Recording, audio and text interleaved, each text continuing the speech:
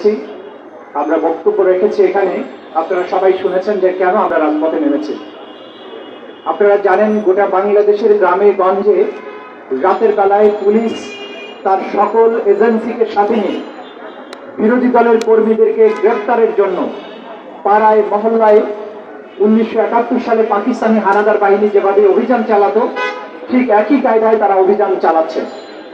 1971 সালে পাক বাহিনীকে সাহায্য করার জন্য একদল বাহিনী তৈরি হয়েছিল। তারা পাকিস্তানি সেনাবাহিনীকে রাস্তা দেখিয়ে আনত মুক্তিযোদ্ধারা কোথায় লুকিয়ে আছে তাদেরকে বের করার জন্য। তাদেরকে বলা হতো রাজাকার। আর 2023 সালে ক্ষমতাসীন আওয়ামী লীগের, যুবলীগের, ছাত্রলীগের কর্মীরা 2023 সালের রাজাকার হয়ে প্রত্যেকটি বিরোধী দলের নেতা কর্মীর বাড়ি দেখিয়ে দেখিয়ে তাদেরকে গ্রেফতার করতে সাহায্য করছে।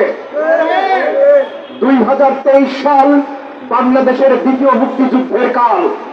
2023 সাল এই জাতিকে কমপ্লিটলি মুক্তির স্বাদ দেওয়ার সময়।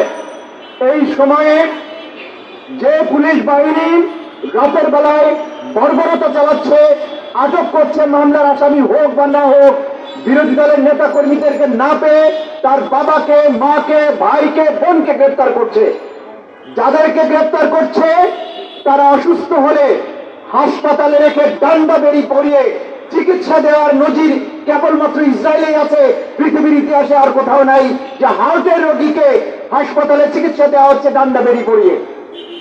আজকে আওয়ামী লীগের এই কর্মকাণ্ড কেবলমাত্র ইসরায়েলি বর্বরতার সাথে তুলনা করা যায়। কিন্তু আমরা মনে করিয়ে দিতে চাই, যুদ্ধ বিমান নামিয়ে, ট্যাঙ্ক নামিয়ে, ড্রোন নামিয়ে মানুষকে মেরে সাফা করা গেছে, কিন্তু স্বাধীনতার স্বপ্নকে দমন করা যায়নি।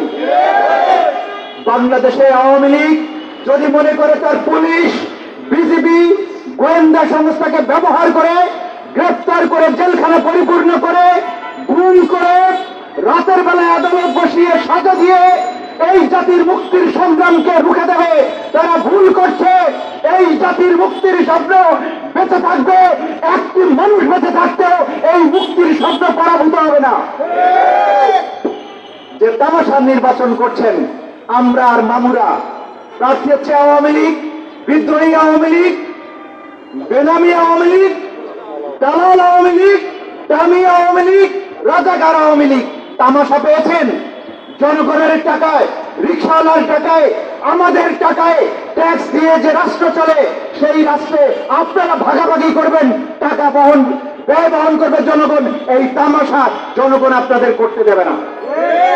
আমরা জাতির মানুষকে আহ্বান জানাচ্ছি, এই তামাশার নির্বাচন যেখানে আপনাকে ভোট দিতে দেওয়া হবে না, যেখানে আপনার প্রার্থী বাছাই করার সুযোগ নেই, যেখানে আপনার নিজের প্রার্থী হওয়ার সুযোগ নেই, সেই নির্বাচন, জনগণকে ভোট বঞ্চিত করার নির্বাচন বাংলাদেশে হতে পারে না।